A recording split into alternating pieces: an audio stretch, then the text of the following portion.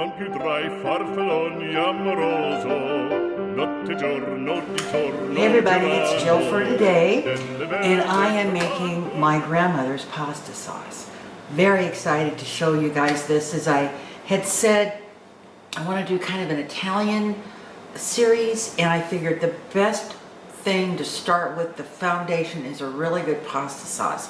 This one is fantastic, and of course I would say so. It's my grandmother's recipe, but I wanted to show you a couple of things right before I got started. This is my mom's file box. Now I also have a large cookbook of hers that's like back from the 40s, this excellent book. And I went through this today, and there are so many great recipes in here, but what's funny is some of them have like the ingredients but no instructions. So that's going to be a challenge, but I do want to try that. There's a Swiss chard pie in there that's Swiss chard, and there's a crust, and it's excellent with some ricotta cheese. And there's another one in there for lasagna pie, or lasagna casserole, excuse me. It's not like lasagna, it's a different thing altogether. Then the other one, which is almost my favorite in the whole world, is chicken out of sight. And that was one of Mom's creations, and so delicious. Anyway, here is the card that my mother wrote out. I'm going to put it real close here so you can see it. Very few instructions. And the large batch is enormous. And so I am making the medium batch. So I'm going to bring you down and I'm going to show you what's here. I'm going to take a sip of wine because I need fortification for this. All right, so let's go down and I'll show you everything we're going to cook with. All right, and I'm going to zoom you in just a little bit. There we go. Okay, so what I have over here, I'm going to have to do this here. I don't know. I'll do it this way. I haven't done with so much stuff before. Okay, we've got some fresh parsley. That's just a nice handful. I've got about 6 cloves of garlic here. There we go. I'm zooming in. I've got a nice medium to large onion. And I have 4 cans, small cans of contadina or whatever brand you like, tomato paste. Certo brand and contadina are excellent. And then I have, which was supposed to be 3 large cans of tomato sauce. So I've got 4 of these, so that makes 2 cans. And then I had a can of the Certo, again, excellent Italian brand. And I'm going to go ahead and it's so funny, the director opened the can and he says, oh my gosh, what's wrong with these tomatoes? And actually I was a little freaked out as well. And then I read the ingredients, and sure enough they put fresh basil in there, so that was really cool. And then I have a selection of meat, and the spaghetti sauce always has to have at least 3 meats. It has to have beef, and it doesn't matter what you have. It doesn't matter. You could have meatballs, you could have ground beef, it doesn't matter, but it has to have a small portion of beef, a small portion of pork, and I just have just a pork chop here, and a small portion of chicken. And these are just some chicken wings that I had in the freezer. And again, it can be anything you want. Then I have some pepperoncino, some red flake peppers, a little bit of oregano. Mom was not a big fan of putting a lot of extra spice like oregano and basil and all that, but her recipe did say oregano, so I'm going to go ahead and put a little of that in there. So, as they say, widen out here a little bit. Where are we going? No, there we are. I'll get it yet. Okay, so what I'm going to do here is get myself all settled in, and I will bring you back and we'll get started cooking. Okay, so what I'm going to do is just start eating these vegetables all prepped up. I, of course, have washed and pretty much dried off the parsley. I'm just going to cut off the big stems there. And I'm going to go ahead and just kind of bundle it up and just kind of mince my way through it. I'm not going to get all upset about, making it sure it's tiny minces or that sort of, fine chopping, because it's going to, it's going to simmer in that sauce for quite a while, so it'll break down. All right, so I've got my parsley, and I'm going to give it a quick little back chop there. Okay. All right, I'm going to set this aside. Little tip for you. When you're using a sharp knife like this, The best way to ruin that blade is to use it to scrape across the board. Like if I was to go like that, you're going to dull the blade. So take the back side of the blade and scrape it that way, and you'll save your blade a lot of nice sharpness. Okay, and then I'm going to go ahead and I'm going to chop my onion. And the way I chop my onion is I go down the center here, and I take off that end. But you don't want to take this end off yet, that end right there, because if you do that, your onion is going to fall apart. And so it's kind of the foundation of the onion. So I go ahead and I peel the onion.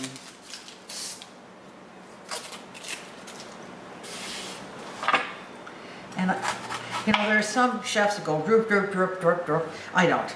I just do a cut across the top like this.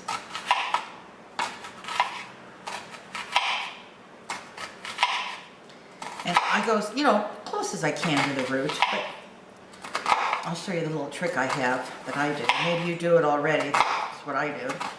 Okay, so then I just go ahead and I'm not mincing it, but I'm making big chunks. It's just a nice dice.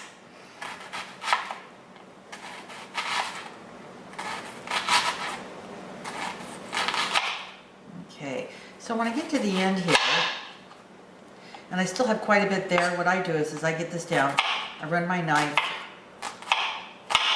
around there like that, so I get closer into that root area, see like that, and then I can just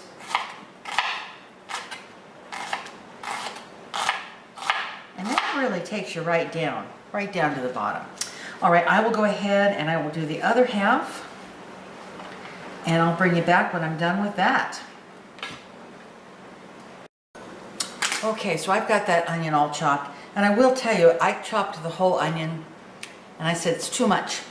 So I took about this. That's about almost 3/4 of a cup.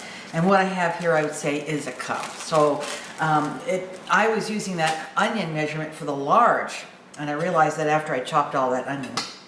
So I would say about a cup of onions for this size, the medium-sized recipe. So now I'm going to get into my garlic here. And I'm going to use my garlic turner here, get all this peeled up here. That's an old clove there. Let's see here.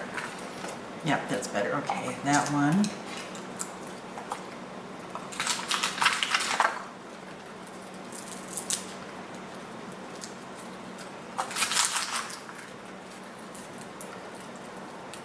And that one there. Non più tra i farfalloni amoroso, notte e giorno di torno girano, delle belle turbando al riposo, Narcisetto a dolcino d'amor, delle belle turbando al riposo. And that's 4, oh, let's give it 5, huh? If you like garlic, kick it up. If you don't like garlic, kick it down. All right, so those are 5 really good-sized cloves here. Let me get the little ends off, which are just kind of dried up stem. Get that out of the way. That one, and that one. Okay, get those out of the way. Take my little masher here and get some garlic mashed up. This is a great little mincer, and I have a link down below if you're interested in getting it. And you just run it through, then scoop it off like that with a spoon. And it's so easy to clean up, it's just amazing.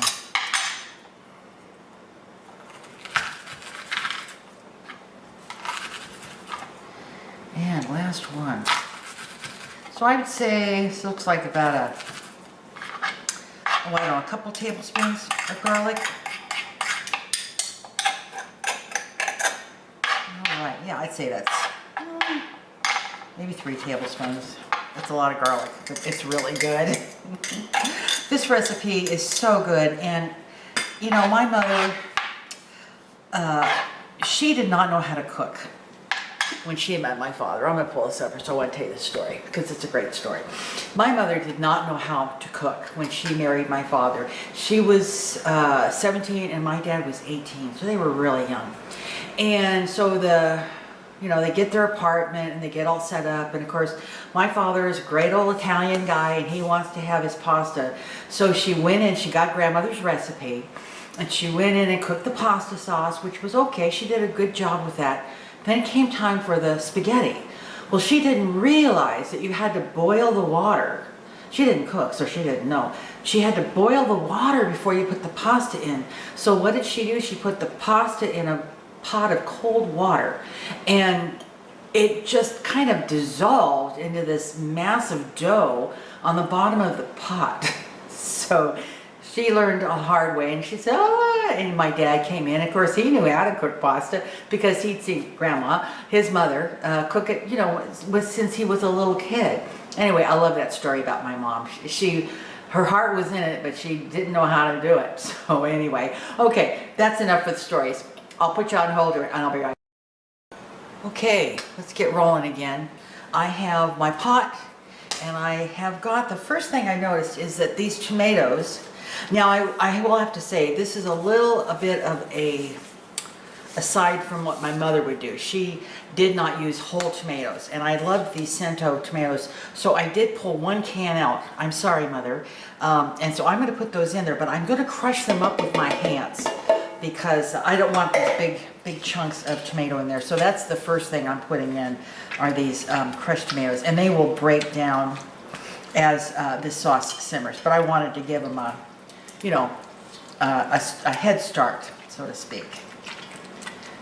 Alrighty, I think that looks pretty good. And again, that basil is going to break down, so I'm not even concerned with that. Okay, it's a little bit of a stem. I'll just throw that away. Get rid of my glove. Okay, so it doesn't matter what direction I do these in. I'm going to go ahead and I'm going to put in the onions and the parsley. And I'll tell you what I did with the leftover onion. I put it in a good freezer baggie, and I put it in my freezer, and chopped onions freeze beautifully. So the next time I need some chopped onion, I can just pull that out and use it. So that's a nice little tip for you. Okay, and then I'm going to start adding sauces.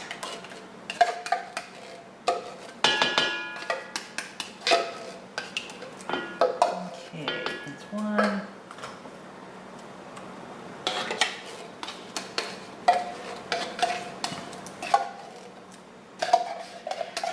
I call it halftime with my father, and I'm sure the director will do it because he always does. This sauce will cook 3 to 4 hours on the stove. You put it, just let it simmer, and it's a nice little rainy day here, so it's a perfect day to be making pasta sauce. And so I'll put it on the stove, and I'll put it on simmer, and it'll simmer 3 to 4 hours.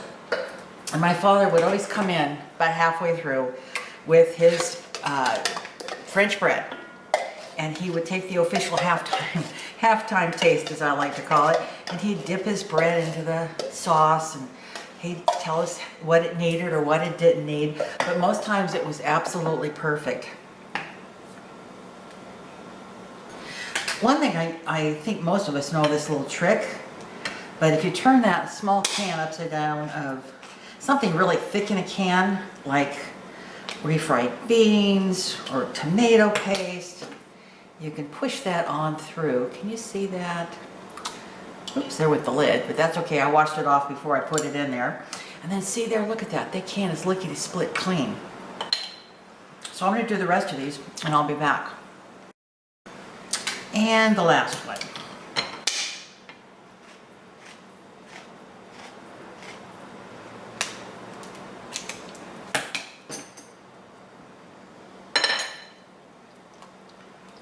Okay, that is the tomato paste. And I'm going to go ahead and give this a good stir.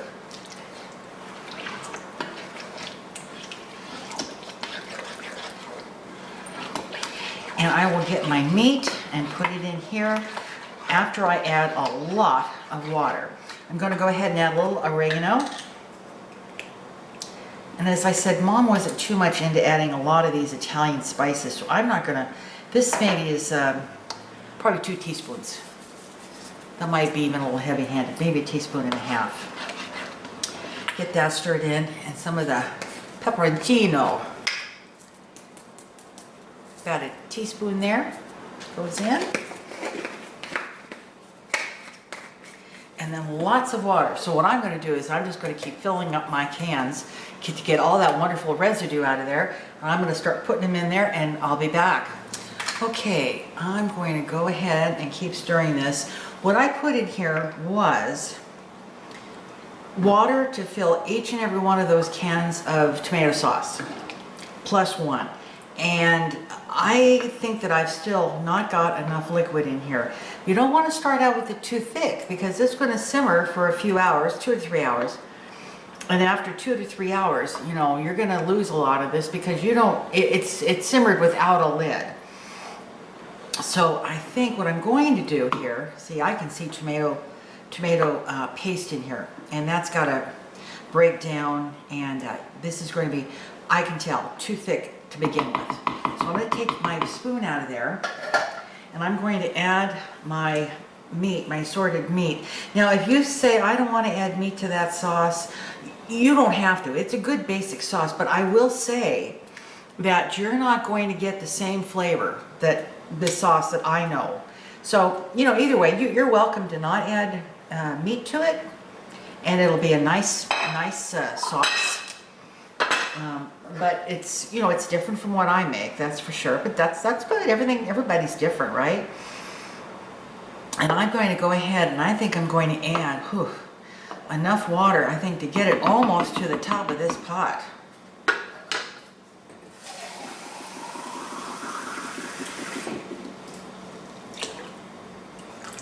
me see how this is looking.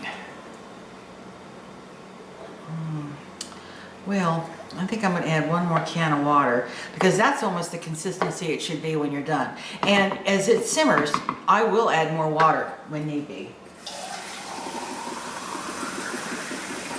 Okay, I'm going to call it quits there. Yeah, I need to call it quits there.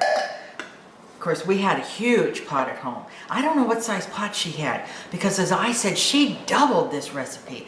And of course, there was a family of 6 of us, right? So we went through a lot of pasta sauce, and some went in the freezer, and that's what's going to happen here. We're going to have dinner tonight, and then I'll be putting a lot of this in the freezer. So, back up top here, I'm going to go ahead and put this on the stove. The director's going to have to carry it over. There is no way I can pick this up. And I'm going to put it on, I'm going to, you know, raise it to maybe medium-high to get it to a simmer stage, and then I'm going to go ahead and then lower it down so it just simmers, just lightly simmers. And I'll check on it and stir it, you know, well, I'll check on it. And then I'm going to see about the thickness, if it needs more water. The tomato paste really makes it thick. And I'll check on it to see if it needs any more water, which I know it will. And then I'll bring it back at halftime so you can see how we're doing, and the director will take that little taste test. So we'll be back. Okay, there's my pot of sauce. It's been on for about, I'm trying to get a good view here. It's been on for about an hour, and it's simmering beautifully. How does it smell, director? It smells phenomenal. It smells. So we're gonna let that simmer for, I keep stirring it. I come in at about every 20 minutes or so, and I give it a stir.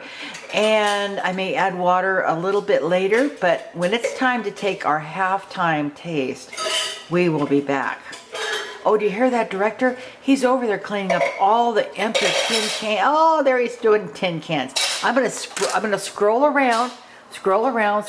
There he is. Hello. He's cleaning up tin cans. Look at him. We're going to recycle them. We're going to recycle tin cans. You're a good man. Yes. Okay, everybody. So we're going to come back to the pasta sauce here. It is smelling righteous. It's smelling molto bene. Let's see how later. Goodbye. Hello. You ready to I've try got my that? piece of ciabatta here. Okay. And I'm ready to dip that into the sauce. Dip, baby. It smells amazing. Yeah. Now, I haven't salted it, so I'm not sure. Honestly. Wow. It is a good sauce, isn't it? I'm gonna go with the other end so I don't double dip. Oh, wow. Whoa, What do you taste? everything. Explain it. I can taste the meat in there, I can taste the tomatoes, basil, garlic. That's good. That's excellent. I can't wait to get that on some pasta. You gotta try it. I'll switch places with you. Okay, hang on. Okay, I am so excited about this. Gosh, it smells so good. I haven't made this sauce in I don't know how many years. Really, how many? I don't know. Oh God.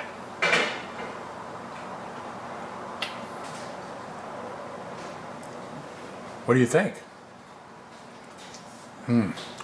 The sauce is so rich. That is delicious. I don't care about double dipping.